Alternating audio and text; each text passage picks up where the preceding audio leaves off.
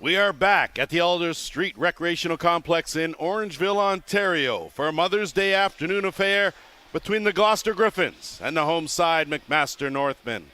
Hello again, Lance Wynn working alongside Matt Marshallton and JVI Productions. Happy Mother's Day to all the mothers out there. Glad you could tune in. Starting goalies for today's game for the Griffins, it'll be Josh Laporte, and at the other end, Andrew Wilson will get the call for the Northmen. Head coaches for Gloucester, Darcy Belia is the bench boss. His assistants are Evan Coolidge, Brett Paris, Aaron Foster, Nick Finley, and Kevin Van Dam. And for McMaster, the usual suspects, Brandon Sanderson is the head coach. His assistants, Arnell Carvello and Dustin Carvello. And as we get set to go here, last night, a lesson in lacrosse, courtesy the Nepean Knights over the Orangeville Northmen, or the McMaster Northmen, convincing. These two teams come in, Matt, 3-2 records, identical. What do you think's got to give here? Well, I think the Northmen need a real good bounce-back effort here from last night. They were in tough with a really good team, but it's important to learn how to bounce back and put your best effort forward the next day.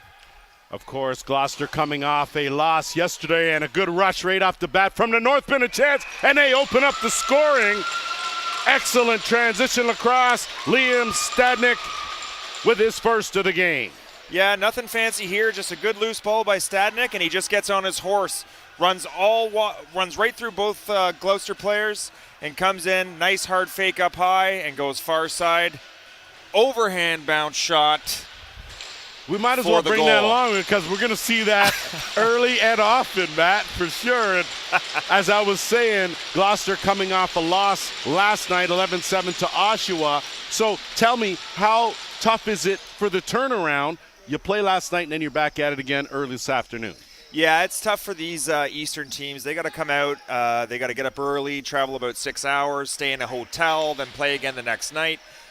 So having the advantage here as far as rest with the Northmen is big, having their own beds last night for sure.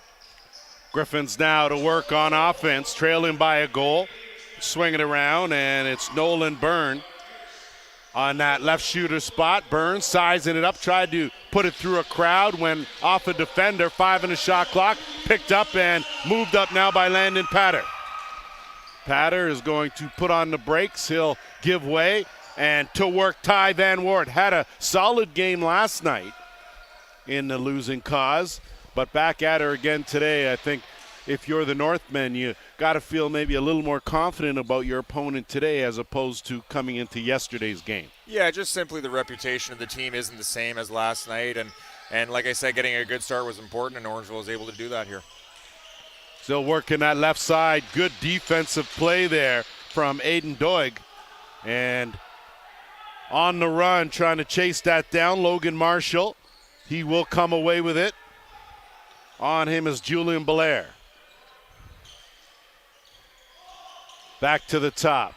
Cordingley to Cordingley. Of course, the Cousins. And adding Dylan Cordingley with his first of the game. Good overhand, low corner, 2-0 Northmen. Yeah, just good ball control here, patient, no panic, good movement on and off ball, and we just get a guy screaming across the top here, good seal, and we get some time and space, and we're able to skip into one overhand bounce shot like far that. side. Well, you know what? A good job by Cordingley to take what the defense gave him. When they sagged back, took those extra couple steps in, increased his angle, and let off a good shot. Off the draw, Griffins trying to take it strong to the iron. Nothing doing there was Hunter Lebinsky. Pardon me. I think it's Lebinicki. That's what I'm going to go with. And if you're out there listening and need to correct me, feel free to do that. Griffins haven't spent a whole lot of time on offense. Broken stick laying on the floor. That ball goes off the glass. It'll be a fresh 30 for the Griffins, and they'll swing it around to the left side. Byrne looking for some help, trying to swim his way closer, can't do it. That one's knocked down. Picked back up again, though. Good defense there by Mason Kreller, forcing them out. 10 on the shot clock. Gonna have to be a little cleaner on the pass and catch. That shot steered aside. Wilson had to make a good save though. And a loose ball possession to the Northmen now. We'll see here with the back-to-back how much transition plays in effect. And a good rush there again by Van Ward, who obviously got a good night's sleep last night because he's got the Jets going early on here. Danny Nielsen hanging on to it. He's going to peel off, retreat to the bench, send it over. And Belair was looking for someone on that left side and got no one. But fortunately, Byrne. Good job, Cordingley. Scoops that up. Good flip ahead, but a little bit too far for Ty Toval. And a chance here for the Griffins. Duck it in tight, but not able to get a shot on net was Byrne. And no reset either. Griffins send it over to the right side.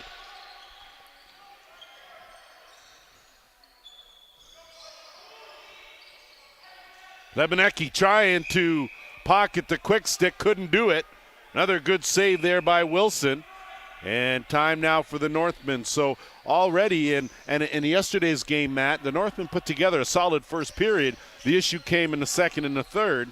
You got to figure here if they can jump out to a bit of a lead, it'll go a long way to carry that over. Yeah, absolutely, and it always starts on defense with the Northmen too. They've been really good today on defense.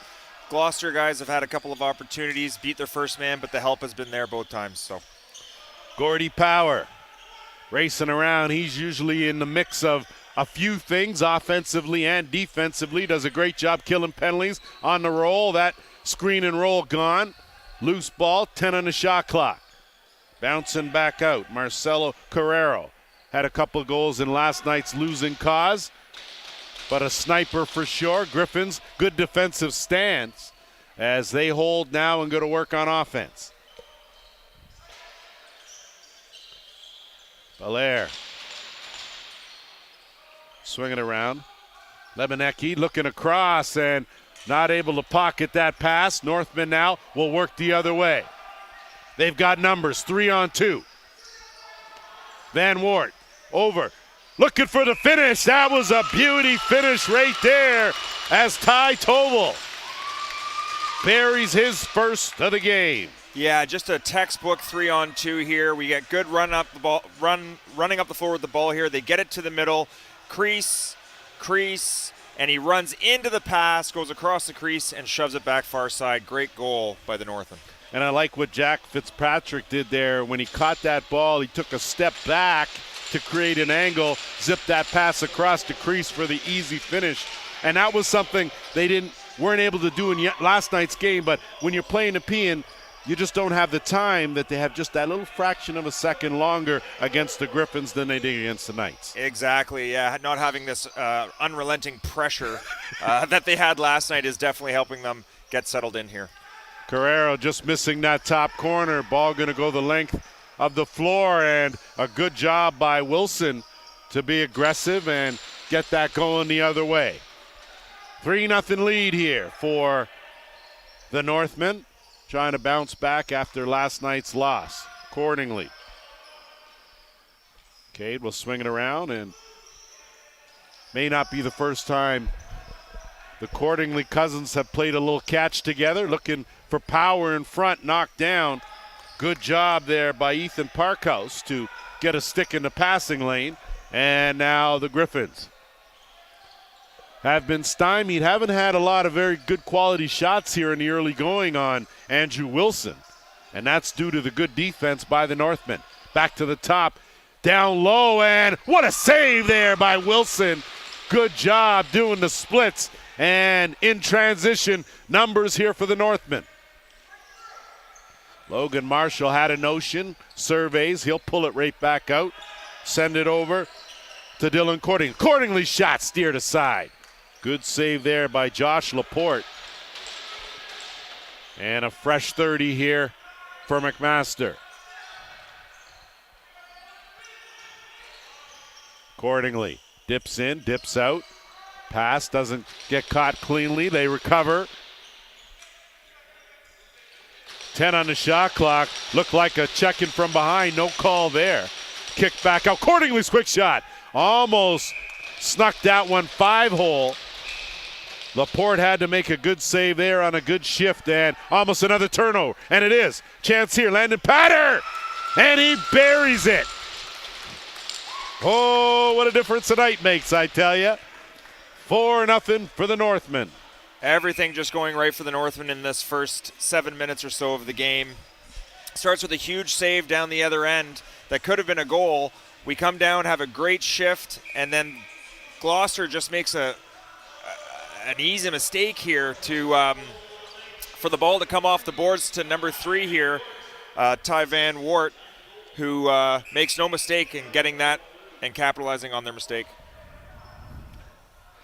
Tough whenever you mistake you make, and it looks like there's going to be a goaltending change as I stand corrected. So it looked like Tommy St. Louis got the start, and now Josh Laporte has coming in. So my apologies to Josh Laporte. A little hard on you earlier. Tommy St. Louis was the starter. Laporte now taking over. And again, Matt, it might be one of those 2-on-1 here for the Griffins. No look and a good save there by Wilson as he wasn't fooled by that no-look shot. And some good forechecking by the Griffins. And you can see tiptoeing over that line, and that brings up some of the differences between the different levels of lacrosse, Matt. And when we're out here talking, a lot of our viewers wondering, where's the over and back line? There is none. Maybe you can just give us an idea of in Junior B what the scenario is with that over and back. Well, we were both scratching our heads about that yesterday, wondering out loud why there was no over and back in Junior B like Junior A. And I had a chance to speak with GM Lindsey Sanderson before the game, and he brought up a pretty obvious reason, is that there's no third referee in Junior B. I guess there's not enough refs to go around, and they reserve those 3 refereed games for the Junior A's where they can have the staff to appropriately call the extra rule in Junior A. So really lacking that extra pair of eyes, which makes a big difference. I'm sure that when the skirmishes happen, an extra pair of hands would be welcome too. Accordingly, get away with a high stick, no call there. That shot wide of the mark, and trying to chase it down is Brendan Gardner. He does, and he'll find the trailer in Julian Belair. Kick it back to the top. Landon Seinfeld. Nolan Byrne swinging around. That shot wide of the mark. 10 on the shot clock. Griffins buzzing around. Kick back out. Too much going on. Interference the call. And it'll go up the other way. Just want to note, of course, our officials crew today. Eddie Fines and Mark Sandman Sands. Both in the house. Back to work, Northmen. Skip pass, and it's a good one. Skip again, back to the left side, kick it back out. Teeing that up, good save there from Laporte. His first shot that he's seen, and it was a good one. Good job by the Northmen, and they continue to pepper him with shots, and that's what you're supposed to do. Good outlet pass, and away go the Griffins. Ethan Parkhouse doing a good job. He'll retreat, and they'll set things up again on offense as we are coming close to the 10-minute mark. Teeing that one up was Sinfield. And good job by the Northmen. They really collapsed in there, not letting a whole lot go on in that middle, getting a stick in the shooting lane. And a good job there to force a shot clock violation. Yeah, it looks like Coach Niall Caravello's got them playing a box-and-one zone defense, and Gloucester has had a hard time figuring it out so far tonight. Coming with the box-and-one. Accordingly, swing it around, right side, dump it down, Power. Loves the contact. You could tell he's always leaning in. Kicks it back out. Accordingly, looking for the screen and roll. Tenacious defense, though, by Jake McLaurin, as he did a good job moving the feet, staying in front of the defender and getting a stick up, making the check. You got to figure, Matt, that the Griffins are going to have to make some adjustments. You can see how packed in the Northman defense is, forcing the shots from the outside. And if you don't get in tighter on a goalie like Wilson, your chance of success goes way down. Absolutely, yeah. He's been really good on the outside shot so far here today. But you're exactly right. I mean, they're going to have to get some cutters, some hard picks, work from the inside out, off ball, and try to get some inside stuff. Aiden Doig tracks down that loose ball, kicks it way out. Good job by Power to haul that one in. And the rest of the offense now will filter out. Power looking for some help, gets it, swings it around. Van Wart trying to turn the corner, fakes the flip back, kicks it, does flip back. Nothing doing there, can't handle the pass in Marshall. And now the Griffins trying to work their way back. One quick pass up, but sitting on his wrong stick side is Dylan Steinwald. Now swinging around to the left, looking for the cutter. Nothing doing there as not able to connect on the pass. And now the Northmen. Power. Zip it around, half boards, right side, kick to Cordingley. And Cordingley looking for Cordingley, and I tell you, I'm looking at the shoes the Cordingleys are wearing. Their dad never, or uncle never sported anything that looked that cool. So already, they're already the new and improved version.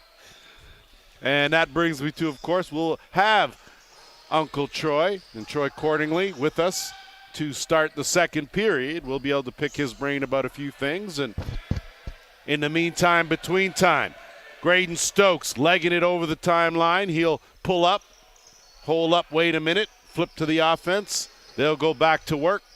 We're headed towards the 7-minute mark. Power steps into one, and boy, put that one in the gondola. I think that defender may have got a stick there on the follow through, so we got to cut the Power some slack there. Griffins now. Again, looking for some quality shots here. They really haven't gotten too many. They have had a couple of chances, but Wilson has closed the door. Again, another good pad save. Northmen all over that loose ball in the dotted circle. That's going to be an interference, and that's going to go the other way to McMaster. Patter. He'll give way accordingly. And they'll move it around to Power on the right side. Half boards looking for the give and go. Solid check, but a little late. And feeling the brunt of that was Carrero. And he's going to head to the bench. I think maybe knock the wind out of him with that. And rebound picked up. Good try there. But a better save, though, by Laporte. And now Wilson out of his crease. And he does a good job to get it away. And unlike some other sports, when that goalie in lacrosse leaves that crease there, a quick shot, good save. He becomes a player. Yes, and he does. He's fair game. And moving it up is Ethan Parkhouse. Job well done. He'll go sit. He gives way now, and it's Belair. Colburn swinging around.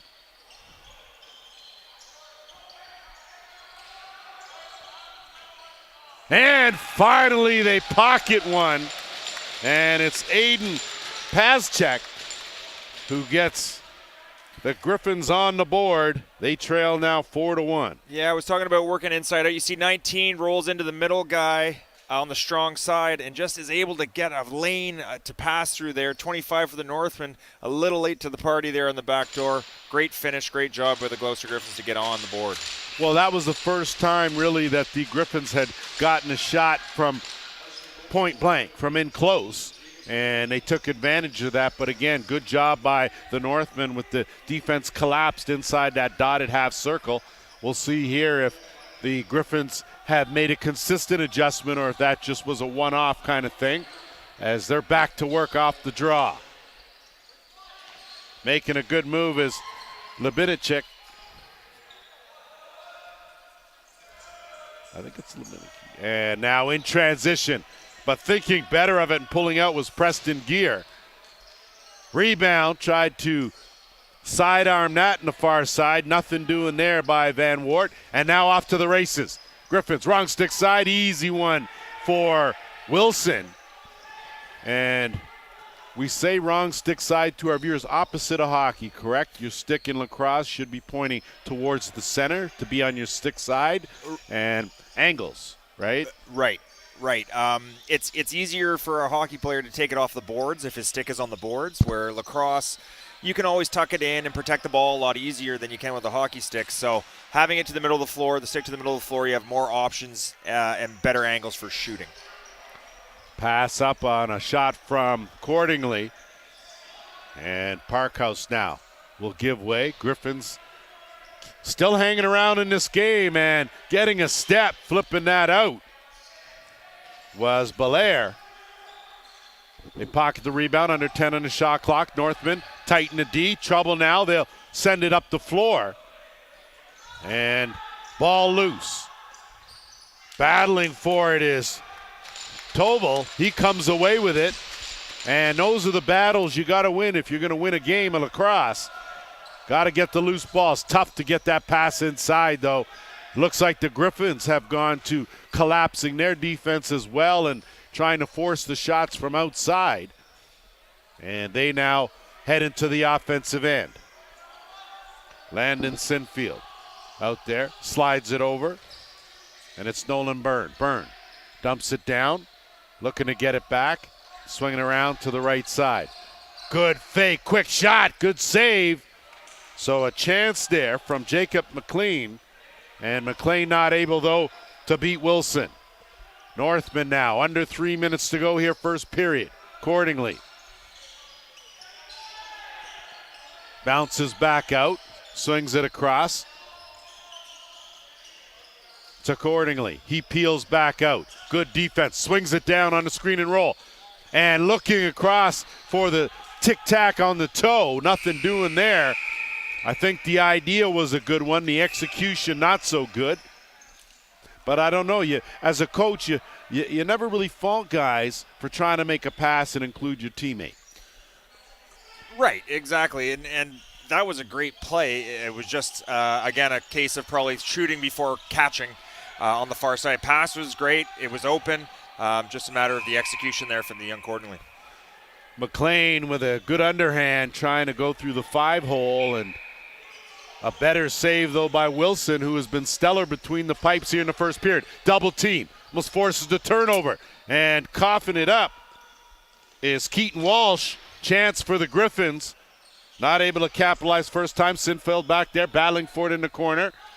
Getting some help. 3 Northmen in there, and they finally come away with the ball.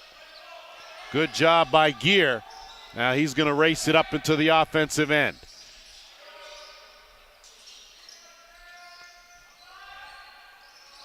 Accordingly, cutting through the middle, they had someone on him. Power now with some room. Power ducks in. Good save by Laporte as he cut down the angles. And the Griffins now with a chance. And a beauty finish there coming from Nolan Byrne as he faked left, went right for the finish. Well, it was a good power move on the one end here by Power, who had 40 goals last year. Went to the net hard, nothing wrong with that. But the best way to beat a tough zone is with a fast break. And 16 makes no mistake. He's got real good hands. Nice double fake. Comes back short side. Really nice goal to get them within half. Well, you look at it now, 4-2 game. And I think the question was coming into this first matchup between these two teams, question coming into it was, where do they fare? Of course, a loss to Oshawa last night for the Griffins, and then the Peon beating up on Orangeville. The two were like, well, where do they sit? This is a good indication, both with identical 3-2 records, that these two teams, I imagine, will progress very similar. Chance for Cordingley, got a good shot off, not a good angle. We're into the final minute here, period number 1. Griffins trying to close the gap, trailing by 2. They'll work it half boards on the right side and wait for the rest of the offense to filter out. Leminiki will swing it around, look to get it back, trying to duck in, use his size, peels around, and a good save by Wilson, who's stuck close to that post and killed that short side. Northmen now going to have to hurry. Some pressure by the Griffins. 25 seconds. So about a 3-second differential accordingly. Gets a handle, curls around, dumps it back. Power looking to roll around, still has it. Checks the clock, 4 on the shot clock. Power bounces off one. Had to give it up. Didn't have anyone to give it up to. But with 3.5, that looks like that will do it for period number 1. And a good period. The McMaster Northmen lead the Gloucester Griffins 4-2. We'll be back with the second period after this.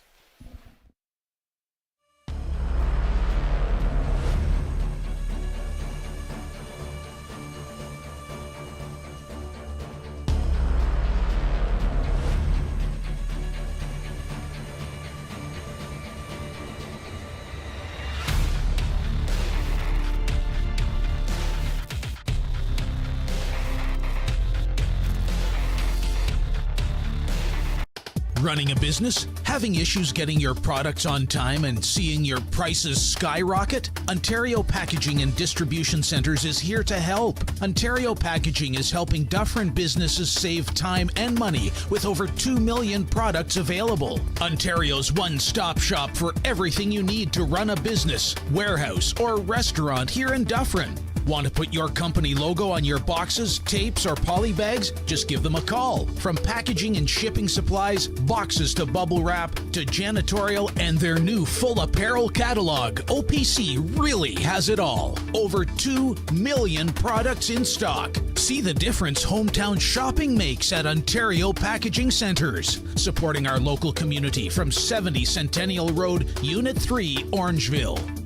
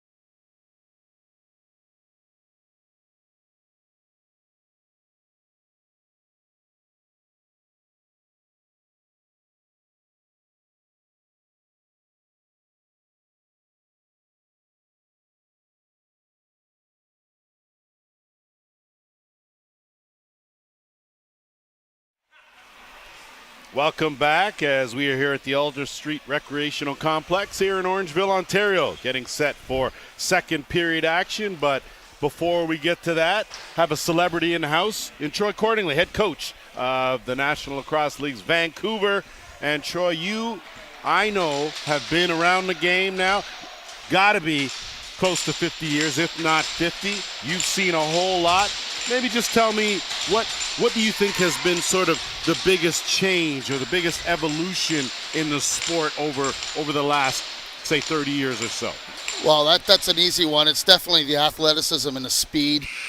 Kids are playing lacrosse year-round now. They're really honing in on the craft. Stick skills are so much better than back in the day. But, yeah, that's the biggest thing is the kids are playing year-round, and they're just better players. Well, coming from you, because really stick skills was kind of your specialty. You sat on the crease and certainly killed us on numerous occasions. The difference between Junior A, Junior B, and maybe what do some of these young guys have to do to kind of get to that next level? The biggest thing is the poise and the decision making I see. Junior A kids are, they have a higher compete level. And, it's all relative, right? We got 17-year-olds playing against 21-year-olds. They got to work on, developing and learning the game even more to make that next step. So when you're in this junior loop, you say that age gap, there's 16-year-olds and then there's the 21-year-old. Like, do you think that it's beneficial for the team to have a majority of the young guys, or do you think it's best to have a good little mix there of some veterans, and I say veterans and 21-year-old, but veteran leadership as well? Yeah, exactly, because, the kids that are coming in that are first year just out of midget or U17, they need guys that can take them under their wing and show them the ropes and make them feel comfortable. There's some really talented players Junior B here, and there's some kids like this Ottawa team, they're pretty far away from playing for a Junior A team, and they could be a Junior A team. They're real good. Well, speaking of which, a beauty feed there from Cordingley inside, and the Northmen strike first here in the second period and increase their lead to 5-2. And boy, we were talking, my partner Matt and I, about the utilization of a good overhand and its effectiveness there. Just a good pass there. Now that, of course, with that being your nephew, that's your son, yep, Dylan. So to me, I say to you, when you look at him, where do you see him as far as comparing that to where your career was at this point? Because you had a lengthy career, and there will come a time where we'll be having the Hall of Fame conversation. So the question is, where do you see it? Not to be a tough dad, but you've seen enough lacrosse and can assess it enough to know exactly where you think he is skill-wise. Well, he's definitely a lot better than I was. He's a very highly intelligent lacrosse player, and I know that people, you got rose-colored lenses, but there's it's just not him. There's a lot of kids that are just unbelievable players and see the floor so well, and they're very talented, and their IQs are through the roof compared to when again we played, and it's good to watch. It's I just at every level I could go watch Tyke all the way to NLL lacrosse, because lacrosse is such a special game to me, but it's such a game that there's always action, and there's some kids that are just unbelievable. So what is it like then for you to come and sit in the stands? You get to see your son and your nephew playing together. They're very close in age, so they've obviously grown up together. So that's got to be somewhat fulfilling for you, Dad. Yeah, it is. It's awesome, and plus, when you're not coaching, you get to really sit back and no stress and just enjoy it, right, for what it is. And Cade and Dylan have had a lacrosse stick in their hands since they came out of the womb, and they're best of friends off the floor, and they push each other to be better. Now tell me, what's it like after the game? Do they want Dad to give their feedback, or does Dad just give it to them whether they like it or not? Or that's why I'm just asking, just for someone else, okay? Yeah, it's all good. They get feedback. Both of them ask for it. sometimes they get feedback that's a little bit harsh, but it's just well, you got to give it to them straight, Dad. You got to give it to them straight, right? Right. No sugarcoating anything, right. and you learn from your mistakes. That's the biggest thing. Last question. NLL has the offense, defense. Do you think that had that been instituted in the game while you were playing, I'll say minor and then do you think that would have made a difference in the longevity in your career? And I say that because I had this conversation with John Tavares, and he said, Lance, it at least put 10 years onto my career. So I want to ask you, because you were, of course, involved in that evolution, right? And being an offensive player, do you think that was benefit for you and sort of saving you a little bit? Yeah, that's hard to say because we played both ends, and you took a beating at one end and you could give a beating at the other end, so there's a lot more respect. When this offense, defense, offensive club players are, they're taking a pounding, and that takes a toll on your body, and it's it could go either way though too, right? You get more looks as an offensive player, and yeah, well, I guess you figure you counter it because now you have guys that are just defensive specialists out there guarding the guys that are just offensive. So I hear you. Still back in the day, up, down, off. That's the way we played. Like you said, we had to play both ends of the court. Listen, I really appreciate you joining me, taking the time. Time now for you to go sit down and be a dad. Enjoy the game, and good luck on that car ride home with the youngsters. Thanks, Pleasure Lance. is mine, Thanks, buddy. brother. All right, take care. So the Griffins, of course, each team has added a tally here in this period. 5-3 the score. And Gloucester going to work. Another good save from Wilson. He has been instrumental in keeping this score the way it was. Northmen now trying to capitalize. 3-on-3 at the other end. Dump off and had a man. Accordingly looking to bail out. Swinging around, late trailer, good look, not able to pocket that pass was Fitzpatrick, and now back the other way. And Matt, we've seen a couple of goals, one from each team. Do we have anyone really with the momentum right now? I still got to give it to the Northmen here, just by a slight edge. Gloucester's come out pretty hot here, but so has Orangeville. Number 16 for Gloucester with a beautiful goal. He's got great mitts. And even the young Cordingley, I think it was the young Cordingley scored the first goal there. Yes. And just great inside move, set play. If we see it again, I can maybe break it down on the replay. So a good job there, and you're right, Nolan Byrne with his second of the game for the Griffins. That looked like kind of like a slap pass across. Good shot right on, but a stop there by Laporte. And now the Griffins will bring it back up. Shots on goal were 16-12 in favor of the Northmen in that first period. This one another good save. Griffins, though, have been putting on the pressure, rung one off the pipe as well earlier on. Now back to work, looking for a cutter, another good save, and almost folding up there was Wilson, but a good job to keep his balance, keep that ball from crossing the goal line. Well, Matt, and then we're going to have our first penalty of the game there, and I'm not sure. I always like when guys pressed in gears like, what did I do? Me? Well, what you did was high stick. It's going to give the Griffins their first power play opportunity of the game, first power play for either team in this game. A little different than last night's game. Right. Yeah, penalty field affair last night here at Alder Street Arena, and we went a full period without one. So it'll be interesting to see how the power play responds here. Swing around and a chance now, and pocketing that and off to the races is Stadnik. And he wasn't able to, I think he out-faked the fake with that. It popped out of his pocket. Wasn't able to get a shot off, so the Griffins dodge a bullet there on a careless turnover. Now a chance. Cutting in the middle. Not sure why you would back out of that golden opportunity spot. I know that's what that dotted half circle is for. Anytime you're in it, shoot the ball.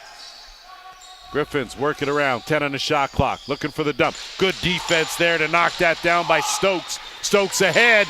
With a chance here now is Cook. Cook buries a shorty. Oh, Leighton Cook gives his team the lift they need. Well, and it's a Orangeville's 6-3 game. Orangeville's had a couple of good sticks on defense here. There's one right there by number 6. He corrals the ball, looks up, perfect pass. And watch number 12 here. Instead of just taking a shot from way outside, he engages with his man, stops him short, and is able to get all of it on the far side, top right-hand corner. Great goal by the short man team here for Orangeville. I like that hesitation move. Put on the brakes just enough, get the defender thinking, and lean in enough to get off a good shot. Off the draw. Had it momentarily, did Logan Marshall. Lost it. And the Griffins now. So when the Griffins scored, the Northmen have answered 2 times. And it's a 6-3 game. Still under a minute to go here in the power play. Griffin's going to work it around. Mullen Byrne, and they managed to capitalize there. So you give up a shorty, but you get one. Yeah, just some basic movement here by Gloucester. Nothing fancy about it. Just moving the ball around. A little pick there, gives some time and space. On the other side, skip pass.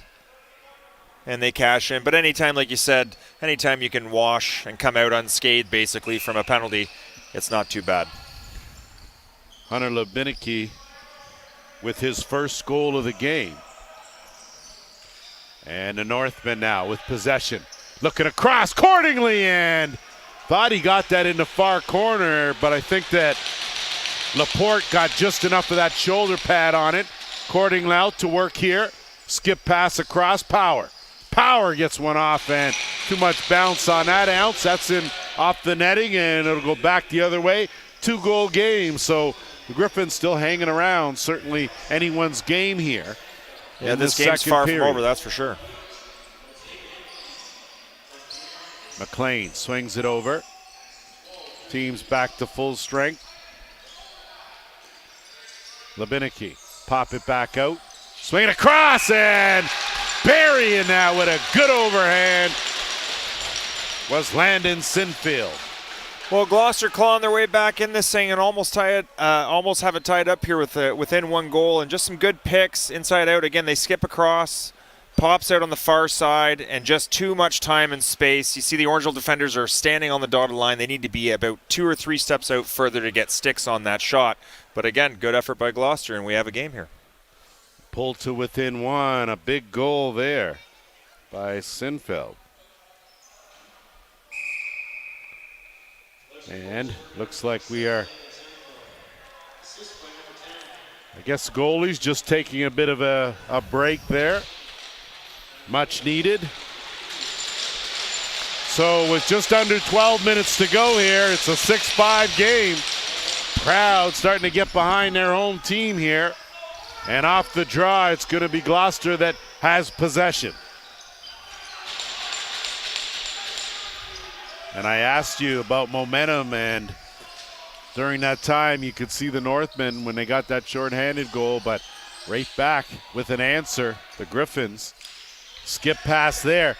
Duck in and trying to go short side, but there was none. Was Julian Belair. That ball loose again, and that squeaks through. So Belair with a second opportunity stays with it. We're tied 6-6. Well, probably one the Northman goalie would want to have back here, but good on Gloucester again. They're just trying to get shots on net. They try to get one rattling around the pads, and that's exactly what they get with a nice little twisty here by 4. He actually has a stick right up under his mask when it happens. But like I said, 45 would probably like to have that one back. I don't think Wilson even saw. That was a tough one. That twister sort of sat in a 5-hole and then just trickled through. And looks like we're going to have a goalie change here. I don't know if it's a goalie change or they're going to take out the goalie for the extra attacker. Yes. Just go 6-on-5 for the next half. Well, I don't see any movement over there. And I think the goalie doesn't work the door like Gloucester's goalie here, and I think he stays down the hall a little bit. And he probably has his uppers off, so it's just a couple of minutes here to get those uppers back on, get everything tightened up where he needs to be, and here comes 29 now. So Lucas Johnston, who was almost unbeatable the first period in yesterday's game. Of course, when you're playing Nepean, no such thing as unbeatable. Nope. And they worked him pretty good despite the fact that he played well. And he's going to come in relief. So both starting goaltenders exit stage right for now. And really, I think when you look at that, Matt, you may have your number 1 and number 2 goalie, but based on the way the game flows, they could have equal amount of playing time throughout the season. Right, yeah, and I can't speak for the Gloucester goalies, but I know the Orangeville goalies are both 18-year-olds. So they're going to be, having that healthy competition to figure out who might be the clear number 1 by the end of the season for hopefully playoffs. So I think that is to be determined as Preston Gear works it over, swings it around, that shot right in the basket. Good save there by Laporte. And the Griffins now looking to capitalize in transition, can't connect as Lebinicki not able to haul in that tough pass. And now the Northmen need a little something to slow down this roll here. They picked up 2, but 2 unanswered by the Griffins has tied this game up. Stepping into that underhand was Carrero. He's been quiet here in this period. Now a chance for the Griffins in transition. Tough change for the Northmen. Good save there. Steered aside by Johnston. And now a very good carom. Kreller. 2 on there, and just getting a piece of that off the arm was Laporte. I can't believe he missed that overhand bounce shot. They're almost always go in. Rebound, and another good save, steered wide. Cordingley with the carom, swings it to Cordingley. With the flip. Good hustle to get on that. That's an interference call. Possession stay here with the Northmen. Swing it around. Cordingley takes a quick shot, has it knocked down. Battling for the loose ball, comes away with it. Trying to roll back, gets a screen. To Cordingley, he will survey. Takes the shot, trying to work the defenders a screen. Cordingley rebound shot in the basket, and good defensive stand on a tough pass by the Griffins. Good job on defense by Stokes to come back and move it up. And the Northmen have been really lucky on the last couple of fast breaks by Gloucester that they haven't connected on their passes because they are getting slow out of the bench, getting back on defense here. Both teams just not connecting on some of their opportunities. It would, I'm sure, change the dynamic of this game, but battling for power. And he fires it back up, but ran out of real estate, so no goal. Creased the call. And I tell you, if it's something to do with some dirty work and in there in contact, Power is in the middle of it. Yeah, it came across the crease hard there, just a little too tight to the no man's land, and it comes back the other way. Little dipsy doodle, Belair pops out looking for that skip pass across the back, ball loose. Griffins all over that loose ball. And no reset though, so 4 got to hurry here. That underhand off the leg, and that shot right on. Easy save though for Johnston. And here come the Northmen. Just over 8 minutes to go, second period. Cordingley dumps it back down low. Keep it on the left side. Looking to turn that corner's Marshall. He'll swing it around to the right. Looking for the interchange. They'll kick it back to Cordingley. Left side. He'll look for a screen. 8 on the shot clock. Good bullet shot. Cordingley. Low corner. 7-6 Northmen. Well, Cade Cordingley, who had a great game yesterday, was probably one of the better offensive Northmen. Just sitting out way up top. Great big defender on him. He gets a nice top seal here, and the other defender has to back off in case of the pick and roll, and he makes the most of it with a nice outside shot, beating the Gloucester goalie to regain the lead for the Orangeville I'll tell Northmen. you, his dad can only dream of having a bullet like that. He had to bring it in close to score around the crease. That was just way too far out. I don't think he had a goal outside the dotted half circle. Never mind. Tough to defend yourself when you don't have a mic on you, Well, that's the way it goes. That's just happening. He who has the mic yields the power, man. Okay. Accordingly, good no-look pass, swings it around, gets it back. Power, leaning in. Power trying to roll off, looking for some assistance, takes it back out. Swing it around, ball loose. Northmen now gobbling up the loose balls. Power from way outside. That's going to go way back, and that'll be a shot clock violation. It'll be deep in the offensive end for the Griffins. And boy, we watched this roller coaster ride in this game as these teams continue to battle. 1 minute it's all Griffins, next minute it's all Northmen. Too much bounce on that. It'll be going up the other way. Yeah, great lacrosse game here. Back and forth like a fiddler's elbow all day. Oh, you got the fiddler's elbow in there. Okay, that A. I've been waiting. You've been waiting for I've been waiting for it. I've had it in my back pocket. Listen, you got that on like you've been waiting for it. Okay, I'll say that. Accordingly. Dipping in. Looking, swings it across. To who else? Accordingly. Again, they return the favor. Size up, sheds a defender, but just too much on that screen and roll. Griffins now trying to capitalize in transition. Good defense, though, by the Northmen. And a good defense by Cordingley. Put a halt to that fast break. Griffins now working in tighter. Belair swings it across. Dump down low and a chance here. Thought he had some room, did Sinfeld. That goes out of play, and it'll now belong to the Northmen. Whole lot of collisions going on in that line change. Away from the ball. Gear sends it down.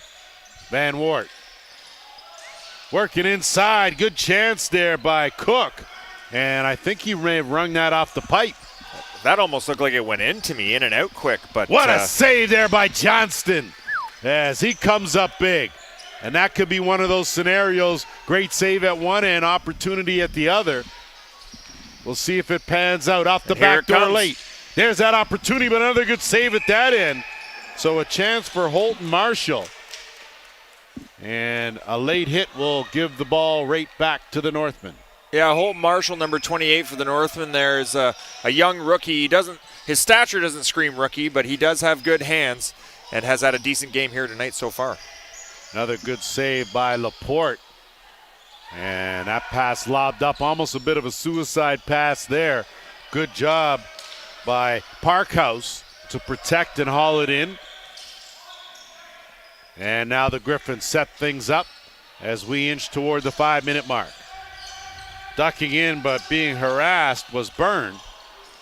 And closing up, good save there as Johnston slid nicely to his right to make a good save. And now the Northmen initially wanted to capitalize but slowed up by the whistle. Power. He'll kickstart this set of the offense here. Work it back out. Accordingly, he'll swing it around accordingly. Dumps it inside, backhand try, easy save. Good try by Power, changing it up. Accordingly, ducks in wrong stick side, kicks it out. Power, wrong stick side, get it back, beauty finish. That is the way you bulge the twine. Carrero, where have you been? He's here and now. Well, great effort here by the Northmen. We just miss a backhand that we just missed on the, but the Northmen battle. They get an offensive rebound. Young Cordingley, showing great poise, getting it across. 15 shows like he's going to shoot, slips it over the open man 13, who one-times it and stings it top right, and the Northmen again have a 2-goal lead. I tell you, he stung that meshes right. That was a beauty finish. We saw Carrero, he can really shoot that ball. But really, you got to give credit between Cordingley and Power.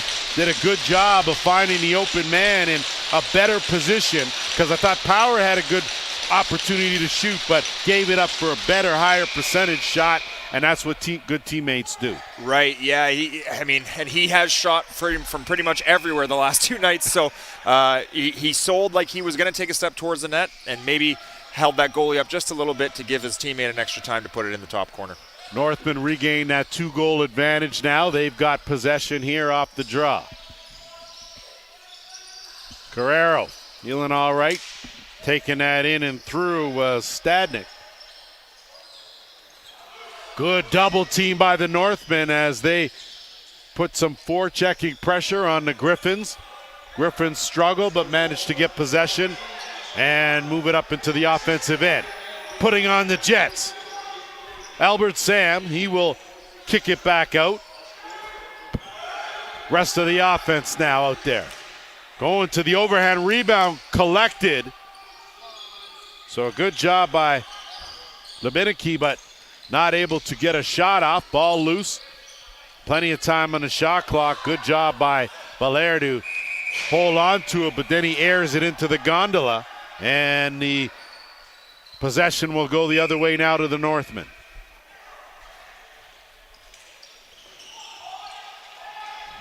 Accordingly, look at a cutter, beauty pass, but trying to go 5-hole was Van Wart, and there was none as Laporte closed that wicket in a hurry.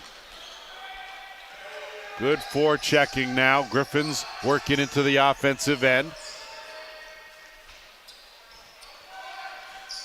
Northmen doing a good job defensively, staying on their man, not allowing too many openings. You'll give up that cut for a wrong stick side shot as that ball loose. Plenty of time though on the shot clock.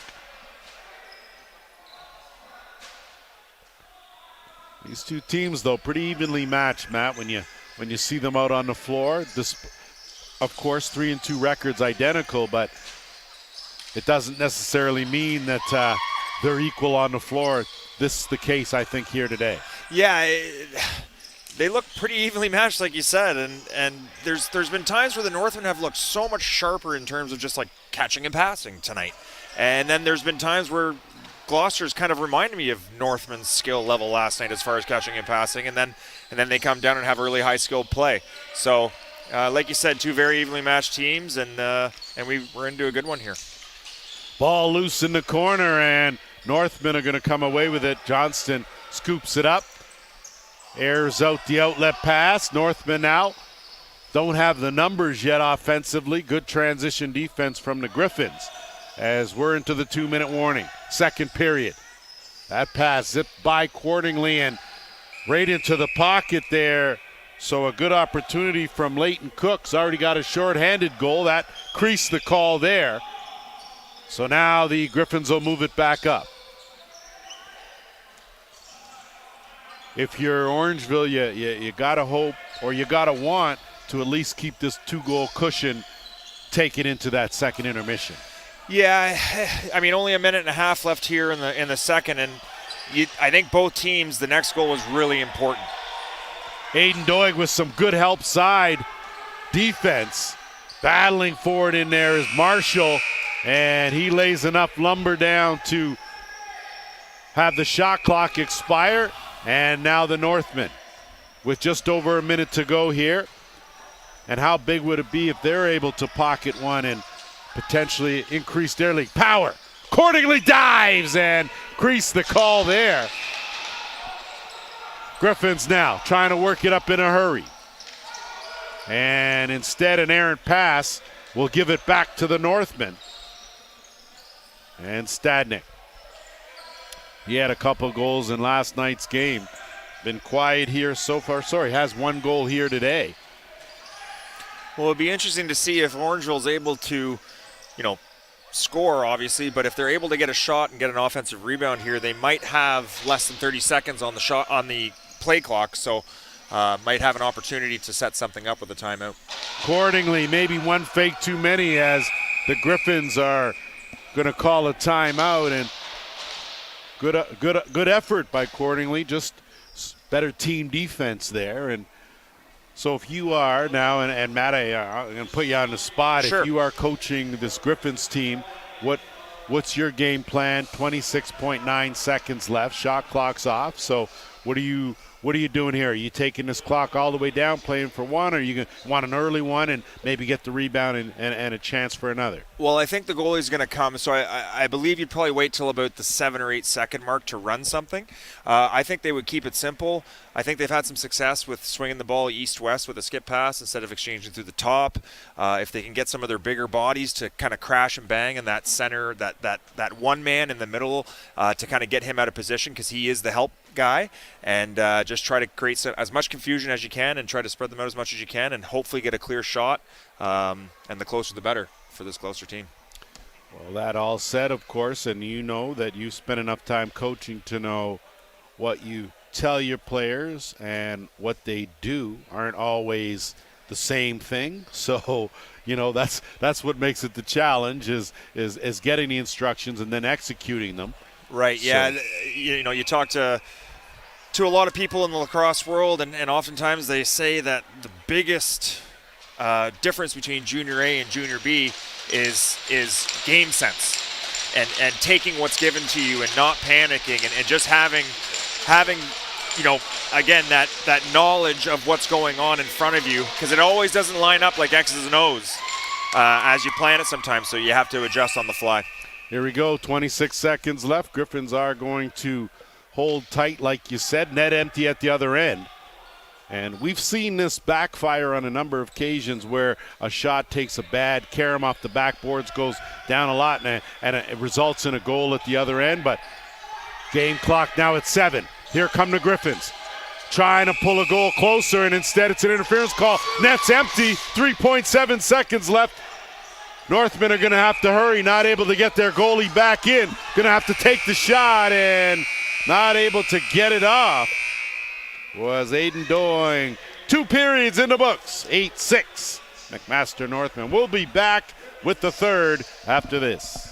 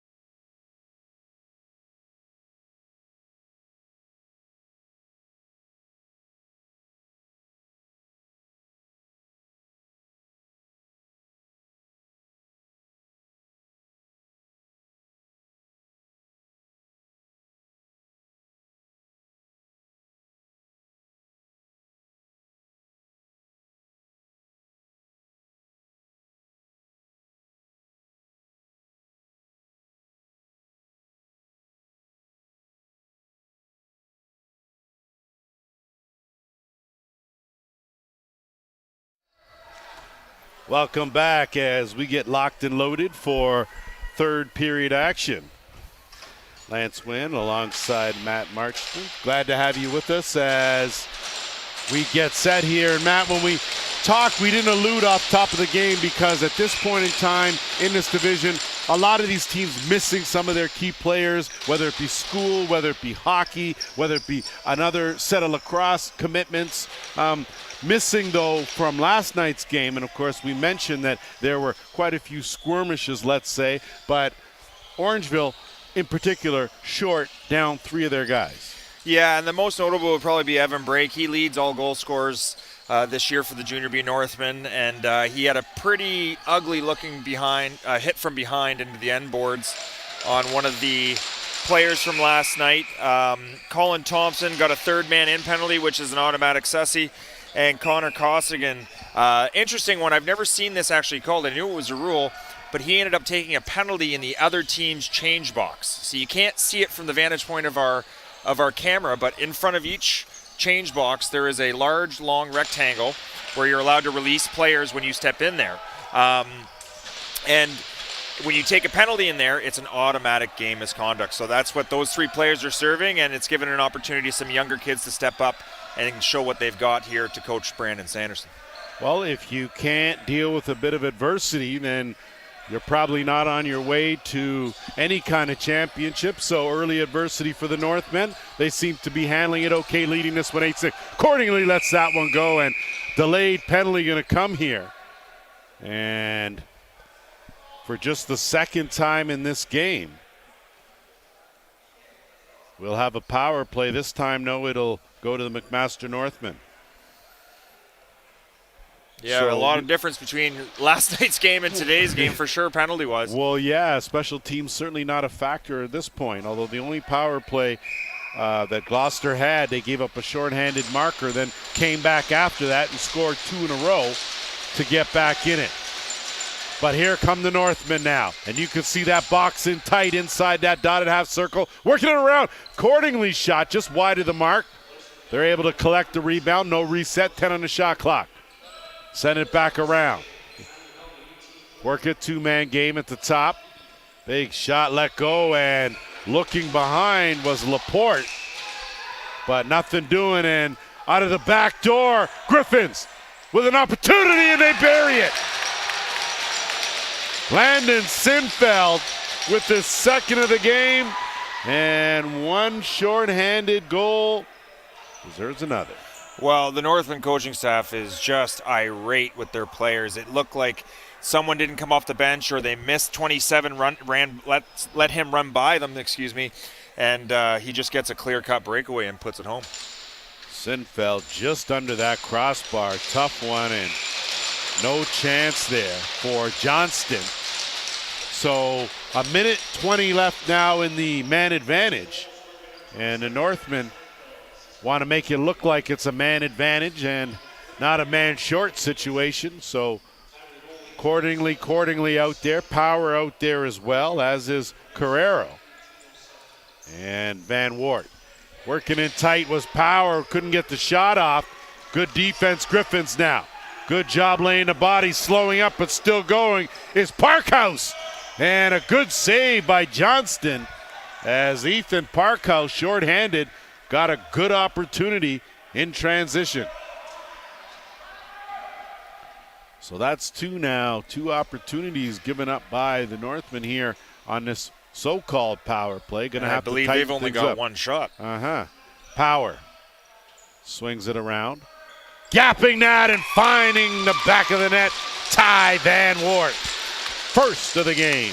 Well, we've got a carbon copy of the first power play, where the power play unit gets scored on first, and then they come through and make it a wash. Now, I guess the Northern will probably be looking forward to trying to get a second goal, just like Gloucester did for them. Nice shot here by number 3. Just make sure, a lot of space and time for him to get that shot off where he wanted it, and he put it home. Good job capitalizing. So a power play goal to go along with the shorthanded marker. So a wash that way. And it's still a 2-goal advantage for the Northmen. Possession now to the Griffins. Gloucester working around. They'll start it on the left side. Looking to duck back in was Byrne, but there was too much extracurric going on, and possession now back to the Northmen. They'll work it up. Accordingly will take the flip, and he'll kick-start things on the left side. Waits for some help, swings it around. Accordingly on the right. Bounces off a check, swings that pass, looking for his cousin in the middle, but that was closed off. Griffins now get a step and get it into the offensive end. But holding up is Steinwald. He'll retreat, and he gives way to Lebinski. Dodges around a couple, gets a screen, kicks it back out. Byrne tried to tee that up. That went wide of the mark and will go down the length of the court. Racing for it hard is Keaton Walsh. Walsh is going to win the race down there and leave it, as a shot clock violation will be right there deep in the corner for the Northmen. That was a good heads-up play to just leave that. And really heads-up play by 21 there, Keaton Walsh. Just leaving it, running it down so they don't have a chance to whip it back the other end, and then he gets the offensive unit out. Trying to bounce off Carrero. Looking for an opening, swings it across on the skip. Had some room, did Leighton Cook. That went, I believe, off a defender's stick, and possession will remain right here with the Northmen. Quick skip pass, and beauty find in the corner. Carrero, the kid, is a sharpshooter. Well, what a play by Marcelo Carrero here. I mean, he gets the ball. He's still got a defender on him. He gives a little fake. It kind of reminiscent of last night. I think he scored one similarly. And he kind of back pedals off. So he gets this nice cross floor pass, a little pump fake, and then kind of falls back on his left foot and pushes it far side. And again, that goalie with the body language of Carrillo there, he's got to lean to the short side. Power! And a good save there by Laporte. Well, I tell you, that Carrero kid's a sniper. He can shoot the ball. He's got a good quick release point, and he can get a good hard shot off. Doesn't need a whole lot of room, and been watching him over the course of the last couple of games. Griffins now trying to answer. That save, another good one and a timely one by Johnston. And how important is it, Matt, when you come down and you have a golden opportunity, you score, they get a chance, and your goalie shuts the door at the other end? There's nothing better to build momentum than that. Everything just seems to be going right. You feel a little bit more energetic and a little more confident every time you step on the floor when that stuff happens. Cordingley with the shot. Cordingley with the carom off the boards. Another Cordingley shot steered aside. Tell you, those Cordingley's accurate, though. Their shots on net.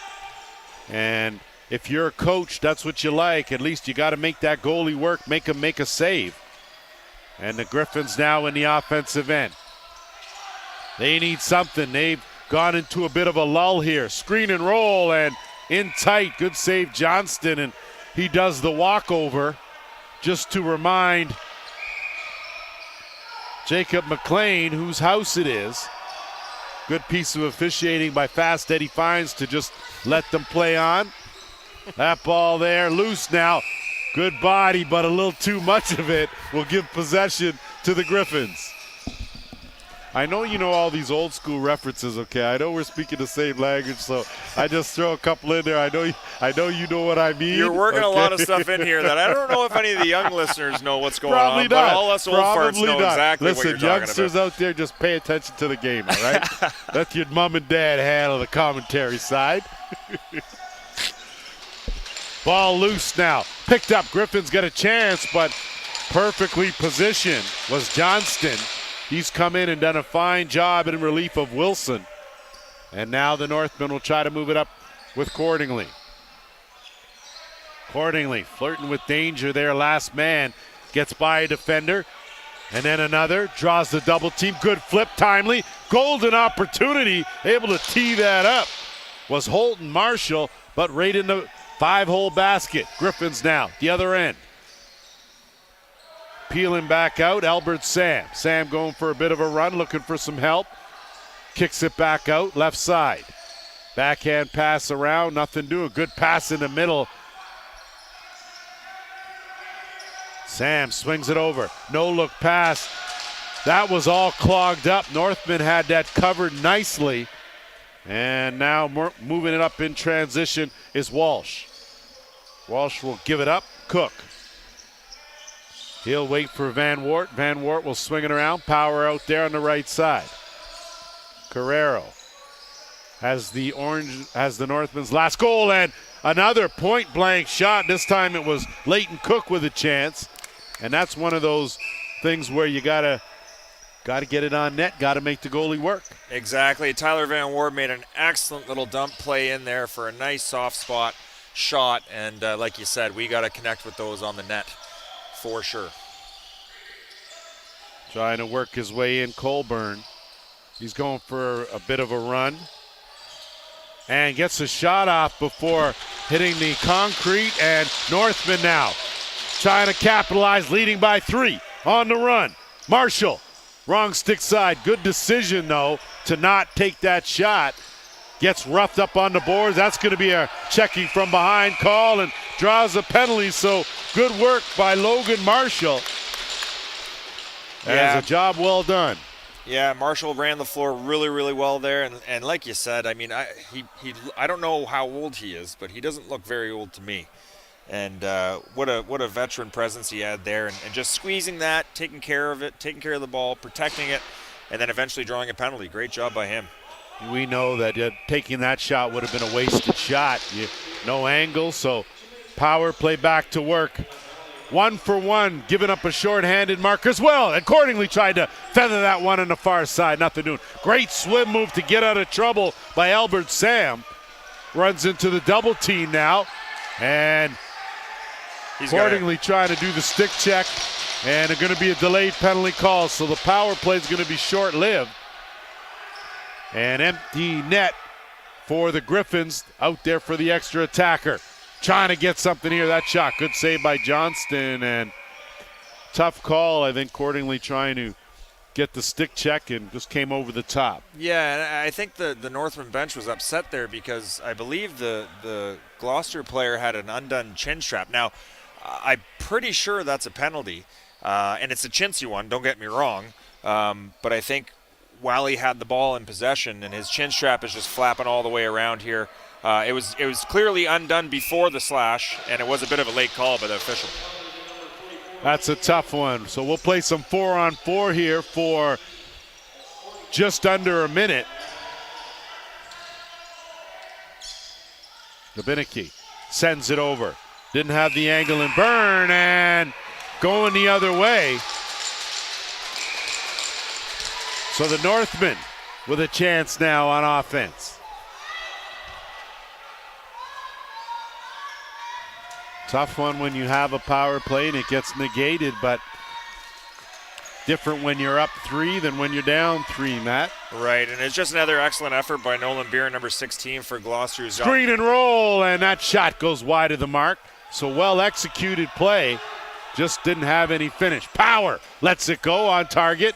That ball bounces around the crease, picked up, and Laporte does a good job with the outlet pass, sends away Danny Nielsen.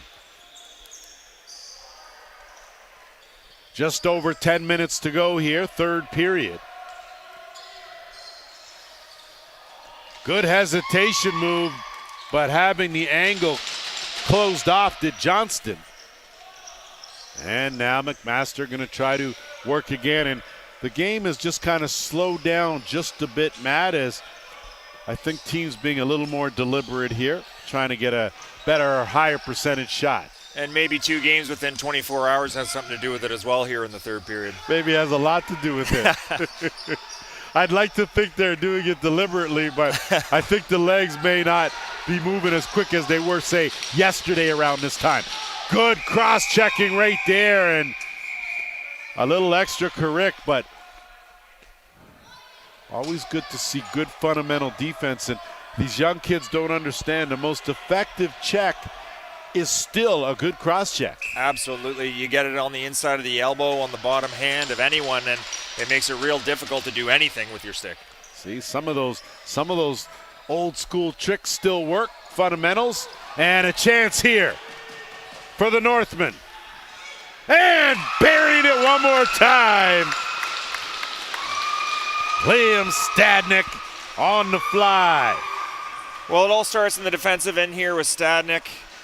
They're setting up a little play here, a miscue, and Stadnick just gets his stick in the lane. He reacts beautifully, and he is just off to the races.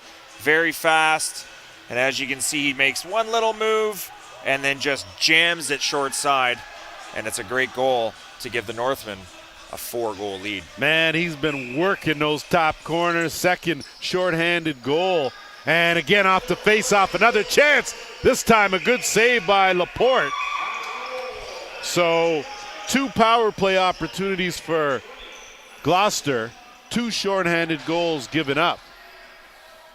And I think they may be better off playing 5-on-5. They seem to be keeping things a little more in check. Good job there by Levinicki to elude a defender. Loose ball. And Johnston will fish it out and send the Northmen away. I think this is where you'll see if fatigue is an issue, Matt, when we talk about back-to-back games, 2 games in 2 days, and especially with the early start. It's not like you had a night game yesterday and then another night game, as that was a great tackle, but unfortunately with the Super Bowl long gone, that will be ineffective and will result in a penalty and a Northman power play. You talk about fatigue out here for these guys, and it is true, but it's not that hot out yet. We're still at the beginning, we're still in the spring here. The coaches want to see their players play tired, right? Can they make the right decision when they're tired? Can they still dig deep and find some energy maybe where there is none and make the plays when they're tired? Very important when the summer draws on, you get into playoffs, and these arenas turn into sweat boxes. Excellent point, I agree, and that's when you got to see. That's part of the training, going to the bounce. Good save there by Laporte. And you're right, and that is. And, you know, when coaches and you set up things and in practice, and you always do that fatigue drill where you simulate the third period late and what kind of legs do you got and where's your thinking, because that, of course, has an effect on a player individually at that time. So got to work those. What a shot from the side, a tough angle. And boy, oh boy, Julian Belair with his second of the game. I don't think he had a whole lot of room to work with. No, a real tough angle here. I don't think the Orangeville goalie was ready at all. He seems pretty deep in his crease here. Let's have a look. Yeah, he's got his foot on the post still. He needs to take a step out, almost be at the top of the crease for that outside shot. So second shorthanded marker given up by the Northmen. So both teams have had 2 shorthanded goals and just 1 power play goal, and that came courtesy of the Northmen. So special teams, well, I wouldn't say overly successful at this stage of the game. Right. With 1:17 still left in the Gloucester penalty. Yeah, we're going to see some 4-on-4 action here, which is always a treat in box lacrosse, in my opinion. You get the 2-on-2 game, the 2 weak sides going at it, and a little bit of extra room out here for them to show their skill. So Leighton Cook will head to the bench. That nullifies the power play attempt.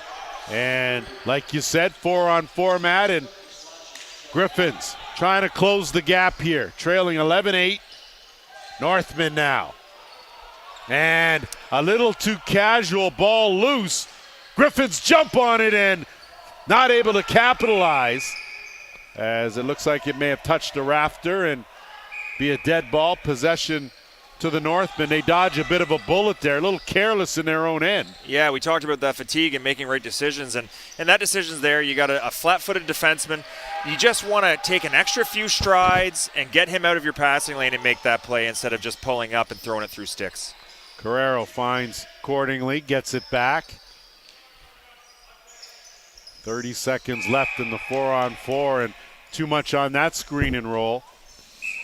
Griffins now will carry it the other way. Boy, I tell you, the rule on the screen and roll sure has changed over the years where, you know, you used to have to be stationary, set that screen, and wait for the player to come around you off your shoulder. And now, boy, I tell you, you can let it rip, Matt. Right there. I mean, I've been on the receiving end of those stiff picks, right. And I've also given a few in my day. Mostly in my senior career when I was sick of getting beat up on. But they can be stiff a lot of the time, especially if you get them on the hip. Those are the worst. Griffins now, certainly with 6 minutes to go, so 26 seconds left in the power play here. Got to be leery you don't give up a shorthanded one as they curl around looking for a chance. Swing it over, and that shot could say Johnston. Rebound shoveled in, and Johnston right where he's supposed to be. Point blank chance for Byrne, and he put it right into the logo. Last man, and good forechecking from Byrne. Chance here, he goes airborne. Good defense from Cordingley. And ball loose now. Northmen having problems getting it out of their own end. And I believe fatigue definitely a factor, Matt. And you can just tell. Legs just aren't moving like they were 2 periods ago. Yeah, the pace has really slowed down, and there's been a bit of sloppy play for sure here in these last half of the third for sure. Power looking to duck in. Pulls it back out. 7 on the shot clock. Swings it Cordingley. Cordingley sizes it up. Gets a shot right down. Rebound. That's gobbled up, though, by Laporte. And a good outlet pass will send away Tristan Caldwell. He'll zip it over to Lebinicki. Lebinicki gets it back. Had some room. Good stick check, though. Ball loose. Excellent job on defense by Stadnik. And he'll now move it up one pass into the offensive end. Marshall. He'll wait for the rest of the troops. Swims his way back, ducks back in. So with just over 4.5 to go, time on the side of the Northmen. Power looking to lean in.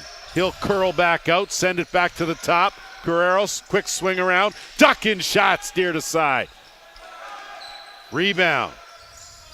Van Wart wins that battle. Kick over Power. Power has the advantage now, but didn't see the defender coming out. Actually should have took it in, would have been a 3-on-2. Loose now. Griffins working hard, come away with the loose ball. 2-on-1 at the other end. Good defense, that shot, good save Johnston. Rebound. Loose ball picked up by the Northmen. Kreller goes heavily into the boards, gets a little help from his friends in Stokes. Stokes now will get it into the offensive end. He'll retreat to the bench, and it's Cook. And that's got to be a penalty for sure. Pulling back out. Guerrero, dump pass. Cordingley, beauty pass. Cordingley trying to dance in there. Got a shot off, but tough angle. And with just under 3.5 to go, another power play for the Northmen. It'll be their 4th of the game. And they'll get a chance here to redeem the last shorthanded goal that Gloucester got. The last time they were on the power play. 1 for 5, and they have given up, 1 for 4, and they've given up 2 shorthanded goals. Tough look for any power play. So this will give us, of course, an opportunity to remind our viewers, first annual McMaster Junior B Northman Golf Tournament, Saturday, May 20th. That's next Saturday at the Wild Winds Golf Club. It's $150 per golfer, $600 for a foursome. Easy to email transfer. That includes lunch, goodie bag, prizes, of course, longest drive, closest to the pin, draw for that 55-inch TV, and, of course, a hole-in-one. You know what happens with Matt and a hole-in-one. Get yourself a car. Okay? Jeez. Now, I just want to know, does the car come with payments or without payments? Well, I would hope it would come without. That's what I'm saying. I would hope so, too. But you know how it is. You win the lottery, they still take some tax off you, right? Yeah. Not that I've won the lottery, I just heard. So... So we'll see here if the Griffins can mount something. They're definitely running out of time, but 3.5 minutes to score 3 goals in lacrosse isn't any kind of miracle by any stretch. Right. If I'm the Gloucester coach, I'm going to say we're in a good position here. We've got more goals than they do when we're shorthanded, and there's still 3.5 minutes left to get 3 goals. So, Gloucester needs to get it going, but it's no time to panic. That's for sure. So set up in that box, and good no look, and Accordingly, let that go before he had it. Numbers now for the Griffins. Good job defensively. Lone man backhand. Beauty fakes. What a save, Johnston. Got a stick on it. Crease the call. But boy, some emergency defense played there by Ty Toval, as he had his hands full with two offensive players, stayed in the middle and could have potentially saved a goal. I think Cordingley could have had a goal there, but it looked like he gave his stick an extra little cradle there when he was looking for a one-timer. Top backhand, good hands, dumped down. Cordingley fake, and rings it off the crossbar, takes a late hit. So possession will stay right here. Oh, no, they won't. Looks like they're going to call crease on that, and possession to Gloucester on the run. Barreling his way in and ringing it off the crossbar, but crease the call was Landon Sinfeld, who's got 2 goals here in this game. We're at the 2.5-minute mark. Northmen now can be very deliberate. Take some time. 55 seconds left in the power play. Yeah, at this point in the game, I think the Northmen can probably use the entire 30-second clock here and just get out of here with a win. Power goes to the bounce, right on. Ball loose, and Cordingley with a chop stripped that ball. Power picked it up, and he'll roll it back out, and they'll settle it down with Carrero. No look. Overhand, and that's going to be a penalty on a late hit. That's up high by Caldwell, and he's going to get a high sticking call, and that's going to add to the woes of the Griffins, as the Northmen now will be able to burn plenty of time on this clock here. So just a bit careless with that stick, and if you're the coach, I'm sure you'll have some words for him on the way about putting a stymie on any sort of comeback that they might have been able to put together. So Power is going to play safety. They're going to work a 4-on-3 in the offensive end. Beauty pass, good shift over, good save. Golden opportunity, Van Wart. Back come the Griffins. 3-on-1. Power in the middle. They're not able to get that pass to go, and airborne. That's going to be an interference call, and what happens, your teammate's certainly going to come, and a whole lot of face grabbing and shucking and jiving going on there, as you can see. Looks like Nolan Byrne, not quite sure he's going to get a whole lot more wear out of that jersey. And he's going to head to the penalty box. And that is one thing, as you could see, he just finished tearing off the rest there. And oh, wow, what a hit by number 16, Byrne there. And then 23 from Orangeville has exception. And, well, 16, he's had a pretty good game skill-wise, and he just face-masked a couple of guys, one right to the ground. And like you said, it looks like he's Clark Kent turning into Superman there with the jersey ripped. But he'll spend the rest of the game in the box. Either that or he's going casual to formal, or the other way around, one of the two. He's probably got a good rug of chest hair maybe he wants to show off or something, eh? Listen, not everyone's a celebrity like you, okay? All right? Not everyone's putting it out there like you, okay? So, yeah, a little bit of a wardrobe malfunction, but hopefully he'll be back. So you take a look at the penalty box over there at the Griffins. 1:32 left in this game, and you can see odds stacked in favor of the Northmen here. And lots of room to work with, though, but I do like the strategy and the sportsmanship here. Orangeville, you don't need to run anything up. Time's on your side. You've got the numbers. Work the ball around. You want to get a good shot at the end of the shot clock, that's fine. But I'd much rather that than to see it, because that's when all the ugly stuff tends to happen. Yeah, with only a minute left here. Well, the Griffins showing some life, and boy, as soon as they're short, that's when they seem to play their best lacrosse. Third shorthanded goal of the game. We're just under a minute now, and it's a 3-goal difference, or 2-goal difference. To get scored on shorthanded is one thing. To get scored on 5-on-3, I mean, Coach Dylan Carvello is going to have a serious talk with his power play after this about being responsible when the ball's turned over. Well, Sinfeld has been a handful for these Northmen here, and good collective defense there as they do the gang check. Power picks it up. Power's going to try to run away from two defenders. Power going to try to bounce off, work some more clock. He bounces off two, and another, and he's still in there working it. Finally gets some help. Stokes will leg it out. He'll wait, and that's going to be a violation, so 29 seconds left. And not quite sure who has the two-man advantage here, Matt. Well, it's just confusing to me why you would run into all that traffic with this late in the game. Just throw it down the floor, and you've got probably a 2-on-1 on the other end. Well, you got two extra guys out there. Someone's got to be open. Delayed penalty coming to the Northmen. 10 seconds now, and I do like the fact, though, that the officials, because I've always been a firm believer, there's no right time or wrong time to call a penalty. A penalty is a penalty no matter when in the game it is, and hats off to the officials out here because they're keeping the game in control. And by doing that, making those immediate calls, got an issue, get in a box. Yeah, it's always nice to see consistency throughout a game and them being called, and I think the officiating's been pretty good here the last 2 days. And that looks like that's going to put the finishing touches on this Mother's Day afternoon affair as the McMaster Northmen, 11-9 winners over the Gloucester Griffins. They improve their record to 4-2. The Griffins fall to 3-3. And Matt, just some final thoughts before we wrap her up. Well, I just think it's a great effort by the Northmen to come out here. Again, the fatigue wore on throughout the game, but they came out ready to play. They came out a lot sharper than they were yesterday, and it looked like they cleaned up like the crease passes and things like that they needed to clean up from last night. And it could have been easy just to kind of, hang their heads and feel bad about getting beat pretty good last night by a really good team.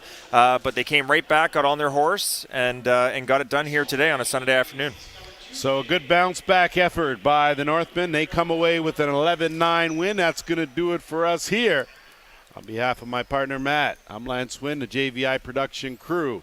We'll see you next time. Happy Mother's Day to all the mothers out there.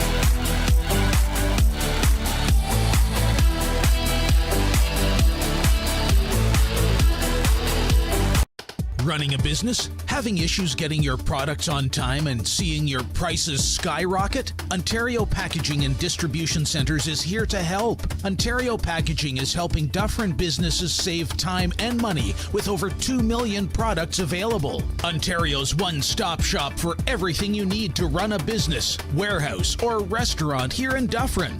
Want to put your company logo on your boxes, tapes, or poly bags? Just give them a call. From packaging and shipping supplies, boxes to bubble wrap, to janitorial, and their new full apparel catalog, OPC really has it all. Over 2 million products in stock. See the difference hometown shopping makes at Ontario Packaging Centres. Supporting our local community from 70 Centennial Road, Unit 3, Orangeville.